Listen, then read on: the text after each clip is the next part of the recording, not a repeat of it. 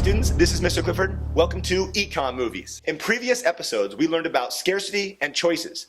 Now let's see how these concepts affect producers by looking at Disney Pixar's Monsters, Inc. The future is bright at Monsters Incorporated. We warm your home. We light your city, carefully matching every child to their ideal monster to produce superior screen, refined into clean, dependable energy. Every time you turn something on, Monsters Incorporated is there. To produce things, we need resources, and economists argue that all resources are scarce. Sometimes these resources are called the factors of production. They are land, labor, capital, which is like the machinery to produce things, and then someone to bring it all together, the entrepreneur.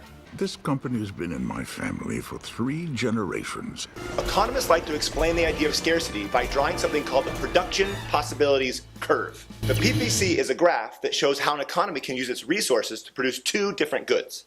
So let's assume that Monstropolis can only produce 2 different products, Scream Energy and sushi. This graph shows the production possibilities, the different combinations of the 2 goods that can be produced using all of their resources.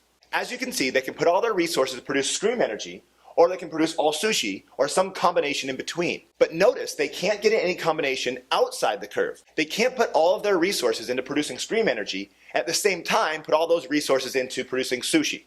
So any combination out here, outside the curve, is impossible. And now's a good time to talk about the difference between consumer goods and capital goods. Consumer goods are obviously made for consumers, made for direct consumption. These are things like cars, odorant, and snow cones. Snow cone?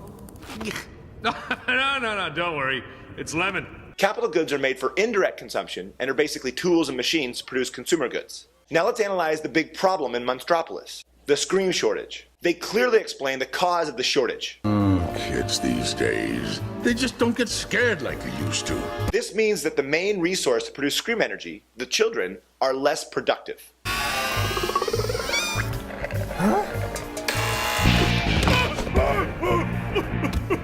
What happened? The kid almost touched me. She got this close to me. She wasn't scared of you? She was only 6! I could have been dead. I could have died. Now, back to the graph. What happens to the production possibilities curve if a resource becomes less productive? The entire curve shifts inward. Now you should be thinking to yourself, I can see why we're producing less Scream Energy, but why are we producing less sushi? The reason why is because Scream Energy is a capital good. It's a resource. If you don't have Scream Energy, you can't even run a restaurant. Without Scream, we have no power. Now, what if there was some new technology that made the resources that produce